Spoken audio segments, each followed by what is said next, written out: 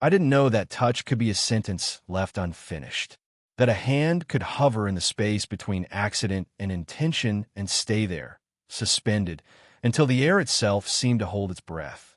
But that night in the parking lot, with the fries going cold between us and the streetlight flickering overhead like a nervous pulse, I learned that some moments don't ask for permission. They simply arrive, quiet and enormous, and wait to see what you'll do with them. The lot was empty except for us. It usually was. We've been coming here for years, Jonah and I, ever since we discovered that the diner stayed open until 2 in the morning and didn't care if you sat in your car afterward, engine off, windows down, letting the night settle around you like a blanket. It had become our place by accident, the way most important things do. A place where we could talk about nothing or everything or sit in the kind of silence that felt like its own form of conversation. That night, we'd been talking about movie. Something forgettable. I don't even remember the title now. What I remember is reaching for a fry at the exact moment he did, our fingers colliding in the grease-spotted bag, and the small laugh he made. A sound like apology, like embarrassment. He started to pull back. That's what you do when you accidentally touch someone. You retreat. You give him space. But he didn't. His hand stayed where it was, his fingers barely grazing mine, and I felt the world tilt slightly on its axis. Not dramatically. Not like the movies. Just a small, almost imperceptible shift, the way you might feel the ground beneath you when you've been standing too long in one place, and suddenly remember that the earth is always moving. I should have pulled away. That would have been the easy thing, the safe thing. I could have laughed it off, made a joke, reached for a different fry. I could have pretended I didn't feel the heat of his skin against mine, didn't notice the way his breathing had changed, shallow and careful, like he was trying not to disturb something fragile. Instead, I stayed too. The fries sat there between us forgotten. The street light above kept flickering, casting us in alternating moments of harsh yellow brightness and shadow. I could hear the hum of it, electric and insistent, filling the silence we weren't filling with words. Somewhere in the distance, a car alarm went off and then stopped. The world kept moving around us, indifferent and ordinary, while we sat frozen in that front seat, our hands touching in a way that felt anything but accidental anymore. I'd known Jonah since we were 17. 5 years of friendship built on late-night drives and shared playlists, and the kind of easy companionship that people always said was rare, special, something to hold on to. He was the person I called when I couldn't sleep, when I needed to get out of my own head, when the walls of my apartment felt too close and my thoughts too loud. He was safety. He was comfort. He was the one constant in a life that often felt like it was happening to someone else, like I was watching myself from a distance, never quite inhabiting my own skin. And I had been in love with him for most of those 5 years. Not at first. At first, he was just Jonah. Funny, restless, always moving, always talking, filling every silence with noise until you forgot what quiet even sounded like. But somewhere along the way, the noise had become music. His laugh had become the sound I most wanted to hear. His presence had become the thing I structured my days around, even when I pretended I didn't. Even when I told myself it was just friendship, just closeness, just the kind of bond that happens when two people understand each other in a way that feels rare. I'd gotten good at hiding it, at swallowing the words that wanted to surface when he looked at me a certain way, or when his hand brushed my shoulder as he reached past me, or when we sat in comfortable silence, and I wondered if he could hear the things I wasn't saying. I taught myself to live inside the wanting without letting it show, to love him quietly, carefully, in a way that wouldn't risk what we already had. Because losing him felt worse than never having him. That was the calculus I'd been doing for years. Better to keep him as a friend than to reach for something more and watch it all dissolve. Better to have these nights in parking lots, these drives to nowhere, these moments of closeness that almost felt like enough. Almost, but his hand was still touching mine. And the longer it stayed there, the harder it became to pretend this was nothing.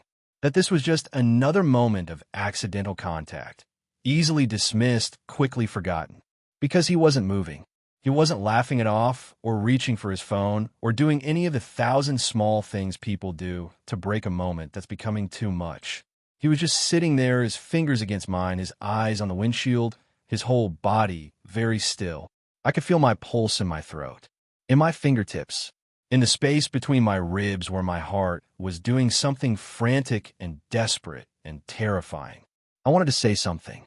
Anything. I wanted to ask him what this meant, what he was thinking, whether he felt it too, this sudden weight in the air, this sense that we'd crossed some invisible line and couldn't step back over it, even if we wanted to. But I didn't ask, because part of me already knew the answer would change everything, and I wasn't sure I was ready for everything to change. Not yet. Not when the not knowing still felt safer than the truth. So we sat there, two people in a car in an empty parking lot, our hands touching over a bag of cold French fries, the streetlight flickering its uncertain rhythm overhead. And in the silence, in that long, suspended moment, I felt something shift. Not between us. Inside me. A kind of surrender. A recognition that I'd been holding my breath for years, waiting for permission I'd never asked for, afraid of wanting something I thought I couldn't have. His pinky finger moved. Just slightly. Just enough to curl around mine. And I let it. It wasn't a decision so much as an inevitability. Like exhaling after holding your breath too long. Like finally letting yourself feel something you'd been pushing down for so long you'd almost convinced yourself it wasn't there. The flickering light steadied for a moment, casting us both in a wash of yellow that felt almost warm. I could see his profile in the glow, the line of his jaw, the way his chest rose and fell with each careful breath. I could see the way his other hand gripped the steering wheel, knuckles pale like he needed something to hold on to. Neither of us said anything. There was nothing to say yet. Or maybe there was too much, and we both knew that once we started, we wouldn't be able to stop. That words would demand answers, and answers would demand choices, and choices would demand courage neither of us was sure we had. So instead, we just stayed. His hand around mine, my heart in my throat, the night pressing in through the open windows, cool and forgiving, wrapping us in a darkness that felt less like absence and more like permission. And for the first time in years, I let myself wonder if maybe, just maybe, he'd been holding his breath too. I've always been someone who lived carefully. Not cautiously, exactly, though maybe that's just semantics. Carefully, like I was carrying something fragile and couldn't risk the fall. My life was small by design. A studio apartment with secondhand furniture and books stacked against every wall. Classes where I studied other people's words because I didn't trust my own. Late nights spent reading until my eyes burned, filling my head with someone else's story so I wouldn't have to think too hard about mine. I was 22 and felt older. Or maybe I felt exactly 22, but wished I felt younger. Wished I could be reckless the way people my age were supposed to be. Wished I could want things loudly, openly, without the constant calculation of cost versus consequence. But I'd never learned how to be that person. So instead, I was this one. Quiet. Observant. The kind of person people described as thoughtful when they were being kind and distant when they weren't. I went to class. I worked part-time at a bookstore where the owner let me sit behind the counter and read during slow hours. I drove my old sedan through streets I'd memorized years ago, always taking the same routes, always knowing exactly where I'd end up. Except when I was with Jonah. With Jonah, there were no routes. No destinations. We'd get in the car and drive until we found ourselves somewhere or nowhere, and it wouldn't matter because the point was never about arriving. It was about the motion itself, the way the streetlights blurred past, the way the radio played songs we half remembered and sang badly, the way we could talk for hours about nothing and it would feel like everything, or sit in silence and it would feel like conversation. He was 23, just 1 year older than me, but felt like more somehow. Like he'd figured out some secret about living that I was still searching for. He moved through the world differently than I did. Easily.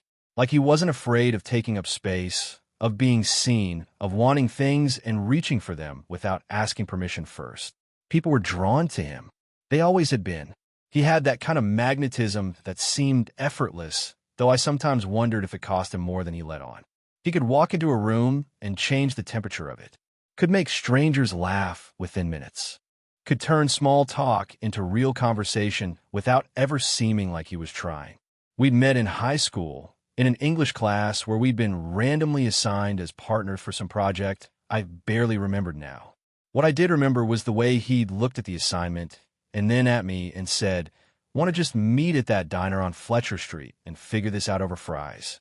And I'd said yes, even though I usually said no to things like that, to spontaneous plans with people I didn't know yet. But something about the way he asked made it feel less like an invitation and more like an inevitability. That was 5 years ago. The project had been finished and forgotten within a week, but the fries at the diner had become a tradition. Then the late-night drives. Then the hours spent in parking lots, talking until the sky started to lighten and we'd both realize we needed to go home, get some sleep, pretend to be functional humans for a few hours before we did it all again. He dated sometimes, casually, a girl from his communications class for a few weeks, a guy he'd met at some party for a month or two. He never talked about them much, and they never seemed to last. I told myself I was relieved when they ended because it meant he'd have more time for me, for us, for these nights that had become the architecture of my life. I told myself that's all it was. I was a very good liar, but only to myself, because the truth was I'd been in love with him for years. Quietly, desperately, in a way that felt like holding my breath underwater and hoping I could make it to the surface before my lungs gave out. I learned to live inside that feeling without letting it show, learned to laugh at his jokes and listen to his stories and sit beside him in comfortable silence without ever letting my face betray what was happening inside my chest. I'd gotten so good at it that sometimes I almost believed my own performance, almost convinced myself that what I felt was just friendship, just affection, just the natural closeness that develops between two people who spend that much time together. But then he'd look at me a certain way, or his hand would brush against mine, or we'd be driving and he'd go quiet, and I'd catch him glancing at me in the rearview mirror, and the lie would crack open and I'd feel it all over again. The wanting, the impossibility of it. I never said anything, never let the words form, never let the feeling become something visible and real that could be examined or rejected. Because I knew what would happen if I did. I'd lose him. Maybe not immediately. Maybe he'd try to let me down gently, kindly, the way he did everything. But it would change between us. The ease would be gone. The trust. These nights would become awkward, weighted, impossible to navigate. And eventually, we'd stop calling, stop driving, stop being whatever we were to each other. So I chose the wanting over the risk, chose to love him silently and keep him close rather than speak and watch him slip away. That was my life. Small, careful, built around unspoken longings and moments I never let myself fully inhabit. And then his hand stayed on mine in that parking lot, and everything I'd been so carefully constructing started to tremble. The next day, Jonah acted like nothing had happened.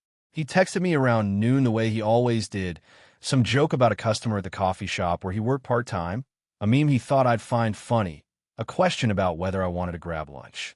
His messages had the same easy rhythm they always did. Light, casual, completely unremarkable. I stared at my phone and felt something twist in my chest. Relief, maybe, or disappointment. Probably both. We met at our usual spot, a sandwich place near campus where the tables were too small and the chairs didn't match. He was already there when I arrived, scrolling through his phone, a half-eaten sandwich in front of him. When he saw me, he grinned and stole a chip from the bag I just bought without asking, the way he'd been doing for years. "Want to catch that movie tonight?" He asked, like we were exactly who we'd always been. Like the parking lot had been a dream I'd invented. "Sure," I said, and hated how normal my voice sounded. We talked about nothing. Classes, work, some drama involving his roommate, and a missing security deposit. He was animated, filling the air with words and laughter, and I nodded and responded at the right moments and felt like I was watching myself from very far away. Like I was performing the role of Reese, his best friend, the person who showed up and participated and never asked for more than what was offered. By the time we left, I'd almost convinced myself I'd imagined it. The weight of his hand on mine, the stillness, the sense that something had shifted irreversibly between us. Maybe it had just been an accident after all. Maybe I'd read meaning into a moment that had none. But that night, we ended up back in the same parking lot. I don't remember who suggested it. Maybe neither of us did. Maybe we just drove until we found ourselves there, under the same flickering streetlight, the engine ticking as it cooled, the night pressing in through the windows. He went inside the diner and came back with fries, same as always, and we sat there with the bab between us, grease slowly soaking through the paper. For a while, we just ate, talked about the movie we'd seen, which had been fine but forgettable. He did most of the talking. I mostly listened, and I try not to think about the fact that we were here again, in this exact configuration, like we were testing whether lightning could strike the same place twice. Then I reached for a fry at the same moment he did. Our fingers brushed, just like before. A touch that could have been nothing, should have been nothing, would have been nothing if we'd both just laughed and moved on. But we didn't move on. His hand stayed, and this time I felt it shift, just slightly, his fingers adjusting, pressing a little more deliberately against mine. Not pulling away, not pretending, just staying with intention, with weight, with something that felt like a question I didn't know how to answer. My breath caught. I couldn't look at him. I kept my eyes on the bag of fries, on our hands hovering there, on the evidence of something I'd wanted for so long I'd stopped believing it could be real. Then he moved closer. Not much, just enough that his shoulder pressed against mine, solid and warm, and I felt the whole right side of my body light up with awareness. Warm hands, he muttered, so quietly I almost didn't hear him. It was an excuse, a flimsy one, the kind of thing you say when you need to fill silence, but don't know what truth to put in its place.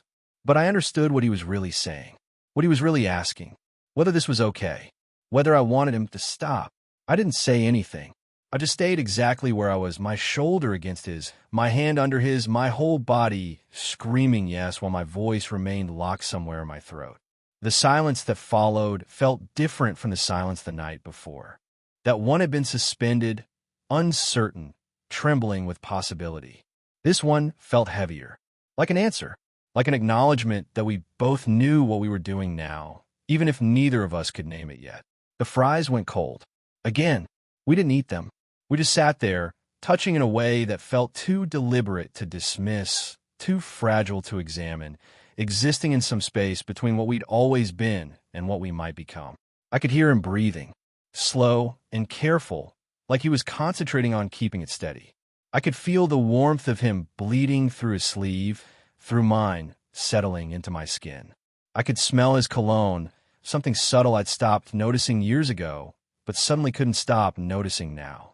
And I thought about how many nights we'd spent like this, how many hours in this parking lot, in this car, with this exact same distance between us that had always felt comfortable and safe. How I trained myself to accept that distance as permanent, as a shape our friendship would always take. But the distance was gone now. He closed it, not accidentally, not carelessly, but deliberately, quietly, like he'd been working up the courage and had finally found it. And now he was waiting to see what I'd do with the gift of it. I didn't pull away. I didn't move closer either. Not yet. I just stayed exactly where I was, our shoulders touching, our hands overlapping, the night holding us in its dark palm. And for the second time, I let myself wonder if maybe he'd been waiting too. It became a ritual after that. Not consciously, not something we discussed or planned. But every night, we ended up back there.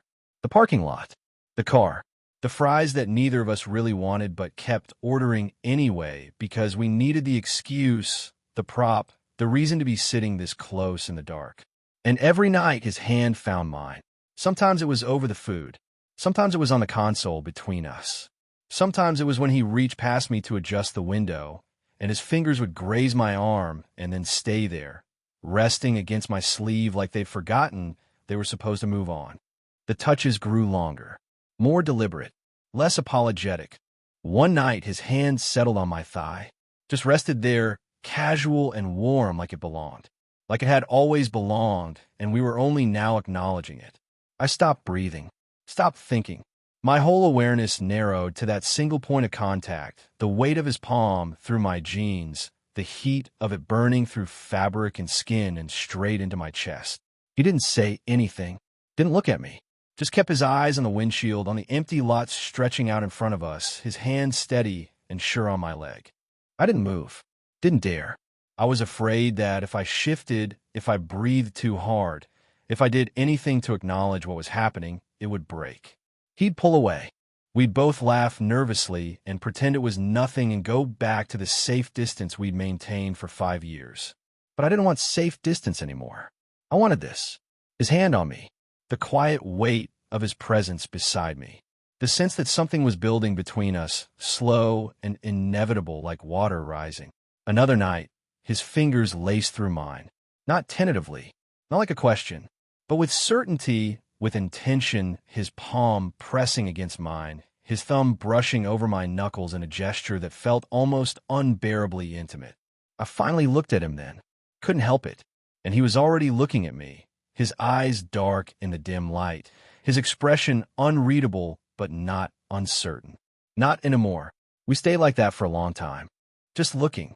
Just holding hands in a parked car like teenagers. Like we hadn't done this 1,000 times before in 1,000 other ways that we'd both pretended meant nothing. But this meant something.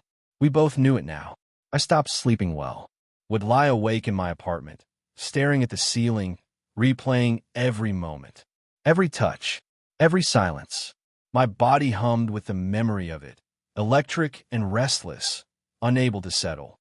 I find myself touching the places his hand had been, trying to resurrect the feeling, the warmth, the certainty of his skin against mine. During the day, we still pretended. Still met for lunch, still texted about mundane things, still existed in the performance of friendship. But there was a charge underneath it now. Attention. I'd catch him looking at me when he thought I wasn't paying attention. He'd catch me doing the same. We'd both look away, faces heating, words stumbling. It was excruciating. It was intoxicating. It was the slowest kind of falling I'd ever experienced, and I didn't know how to stop it. Didn't know if I wanted to. One night, sitting in our usual spot, his hand resting against mine on the console, I finally found my voice. "This doesn't feel like just fries anymore," I said. The words came out quieter than I'd intended. Steadier, too. Like I'd been practicing them, which I suppose I had in my head for days. He went still. Completely still.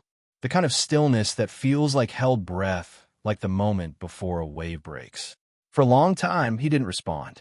I watched his profile in the flickering streetlight, watched the way his jaw tightened, the way his fingers flexed against mine. Then, so softly I almost missed it, he said, "I know." 2 words. That's all. But they landed in my chest like stones dropped into deep water, rippling outward, touching everything. "I know. Not I'm sorry. Not let's forget this. Not we should stop.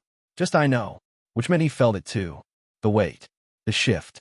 The way every touch had started to mean more than it should. Had started to reveal something we'd both been hiding. Maybe from each other. Maybe from ourselves. The silence stretched between us. Thick and heavy with things we still weren't saying. But his hand didn't move.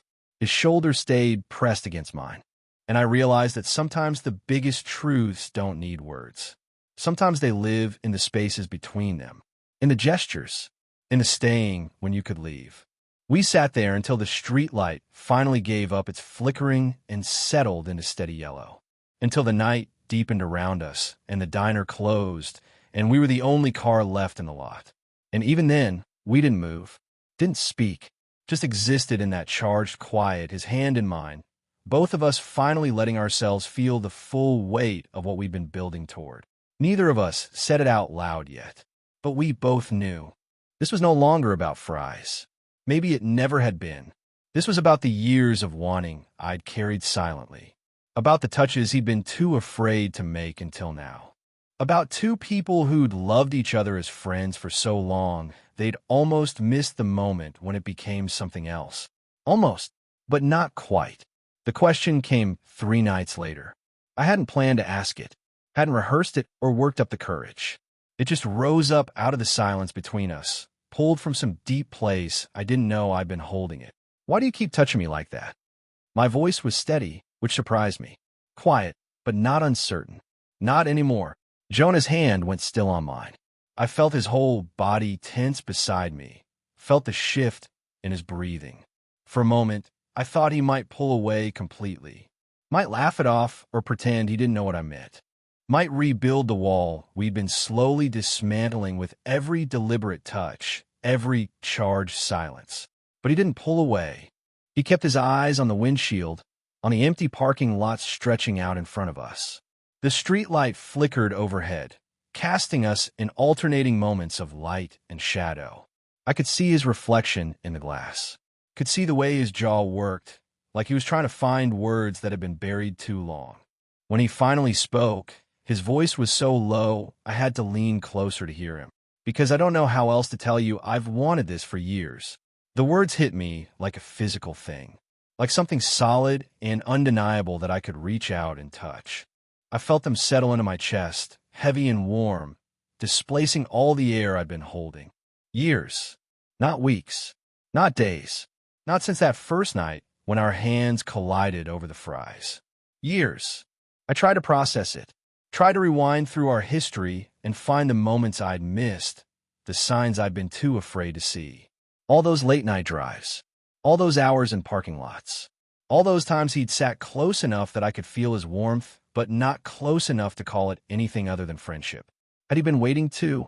Had he been carrying the same careful wanting I'd been carrying, the same fear that speaking it would ruin everything? Then why not just say it? I asked. My voice cracked slightly on the last word, betraying the steadiness I'd been trying to maintain. He finally turned to look at me then, really look at me. And in the flickering light, I could see everything I'd been too afraid to look for before. The vulnerability, the fear, the longing that mirrored my own so perfectly it made my chest ache. Because I didn't know if he wanted it to. The honesty of it broke something open inside me. All the years I'd spent hiding, all the careful distance I'd maintained, all the times I convinced myself that loving him silently was better than risking the truth. And here he was, saying he'd been doing the exact same thing. We'd both been so afraid of losing each other that we'd almost lost each other anyway, to silence, to assumption, to the fear of being seen. I couldn't speak. My throat had closed around all the words I'd never said, all the feelings I kept locked down for so long they'd become part of my architecture. I wanted to tell him everything, that I'd been in love with him since I was 17, that every moment we'd spent together had been both enough and not nearly enough, that I'd memorized the sound of his laugh and the way he said my name and the exact shade of his eyes in different kinds of light. But the words wouldn't come. So instead, I just looked at him, let him see everything I'd been hiding, let my face show what my voice couldn't say. The silence that followed was different from all the others. It wasn't suspended or uncertain or weighted with things unspoken. It was full, complete, an answer in itself. He understood. I could see it in the way his expression shifted, the way his shoulders dropped slightly, the way something that had been tight in his face finally loosened. His hand, which had been resting against mine, moved. His fingers tightened around mine, deliberate and certain, and he shifted his body toward me, closing the last of the distance we'd been maintaining. "So you do," he said softly. It wasn't quite a question, more like a confirmation, like he'd been reading my silence and had finally found the answer written there. I nodded. It was all I could manage, but it was enough. His other hand came up, hesitated for just a moment, then settled against my face. His palm was warm against my cheek, his thumb brushing just below my eye in a gesture so tender it made my breath catch. "How long?" he asked. The question hung between us, gentle but insistent. "Years," I whispered back, echoing his own answer. "Since the beginning. Maybe before the beginning." He exhaled, long and slow, like he'd been holding that breath for all the time I'd been holding mine. "We've been idiots," he said, and despite everything, despite the heaviness of the moment, I felt my mouth curve into something like a smile. "Yeah," I agreed. "We really have." His thumb traced along my cheekbone, and I watched his eyes follow the movement, watched the way he looked at me like he was seeing me for the first time. Or maybe like he was finally letting himself see what had always been there. The parking lot was empty. The diner was closed. The night had deepened into that particular kind of quiet that exists in the hours between late and early, when the world feels like it belongs only to the people still awake in it. And in that quiet, with his hand on my face and my hand in his, everything I'd been afraid to want finally felt possible. The next time we met, something had shifted in the way we moved around each other. Not awkwardly, not uncertainly, but with a kind of awareness that made every gesture feel deliberate, charged with the weight of what we'd finally said out loud. We drove to the parking lot without discussing it. It had become our place now, officially. The spot where we'd stopped pretending, where we'd let the truth we'd been carrying become something visible and real between us. Jonah went inside and came back with fries. Same as always. Handed them to me through the window, then slid back into the driver's seat. The bag sat between us, warm and familiar, filling the car with the smell of salt and grease. For a while, we just sat there, not eating, not talking, just existing in the space we'd created, this new territory we were learning to navigate. The silence felt different now, not heavy with things unsaid, but full of things already spoken, still settling into the air around us. I reached for a fry. So did he. Our fingers touched in the bag, and this time, neither of us laughed. Neither of us pulled back or made excuses or pretended it was an accident. This time, I didn't wait. I turned my hand, opened my palm, and laced my fingers through his. It was such a simple gesture, something people did every day without thinking. But for us, it felt monumental. A choice made visible, an acknowledgement that we weren't going to keep dancing around this anymore. Weren't going to keep touching in ways we could deny or dismiss. I felt his breath hitch, felt the way his hand tightened around mine, his fingers curving to fit against my own. And when I finally looked at him, he was already looking at me with an expression that made my chest feel too small for everything it was holding. He shifted in his seat, turning his body toward mine, and suddenly the space between us felt both too much and not enough. His free hand came up, hesitated for just a moment in the air between us, then settled against the side of my neck, his thumb resting just below my jaw. I could feel my pulse hammering against his palm. Could feel the way my whole body had gone still and electric at once, every nerve ending awake and aware of how close he was, how easily the distance could disappear completely. He leaned in slowly, giving me time, giving me space to pull away if I wanted to. I didn't want to. I met him halfway, closing the last of the distance, and when our lips touched, it felt like the most natural thing in the world, and also like something I'd been waiting my entire life to feel. The kiss was soft, careful, like we were both afraid of breaking something fragile. His lips were warm against mine, gentle and certain, and I felt the world narrow to just this. Just us. Just the taste of him and the warmth of his hand against my neck and the way everything I'd been holding inside finally had somewhere to go. When we pulled back, neither of us moved far. Our foreheads rested together, our breath mingling in the small space between us.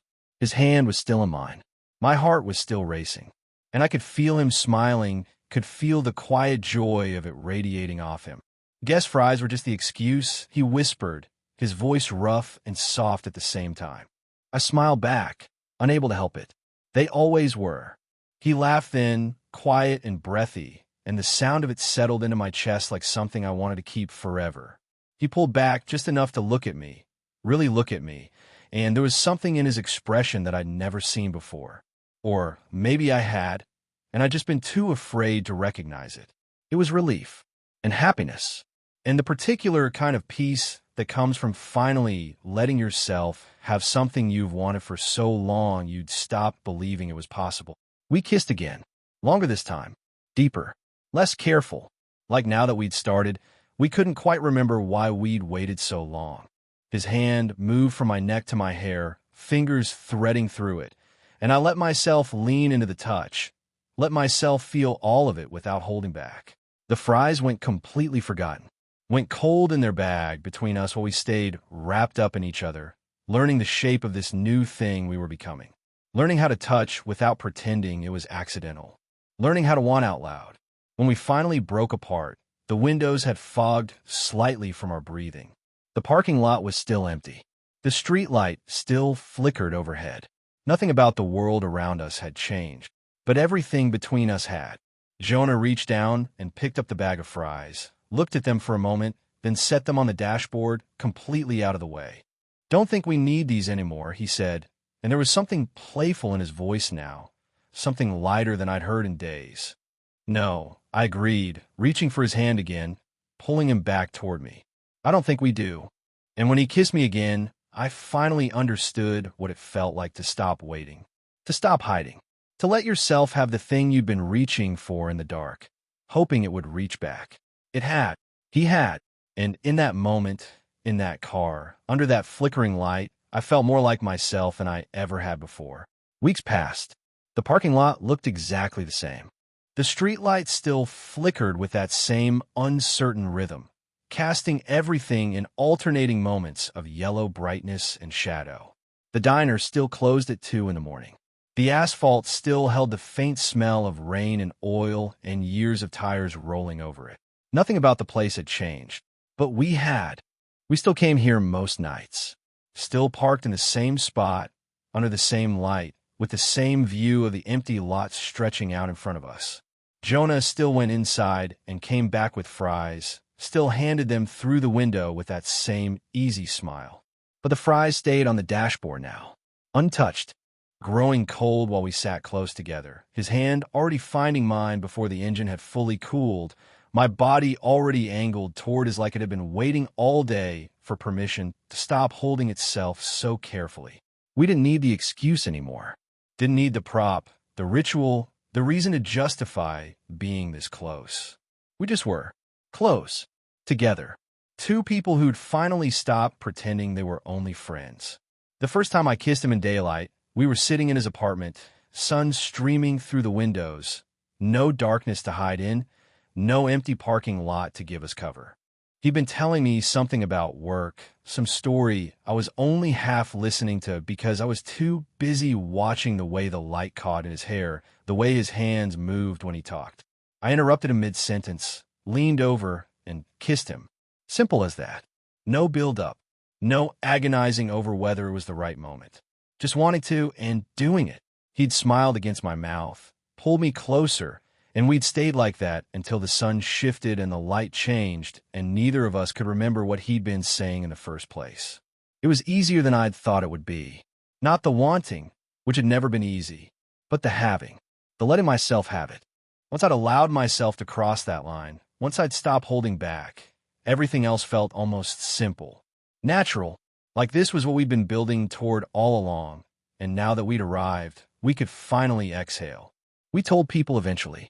Not with any grand announcement, just by existing, by holding hands when we walked, by the way we looked at each other when we thought no one was watching, and then by the way we kept looking even when we knew they were.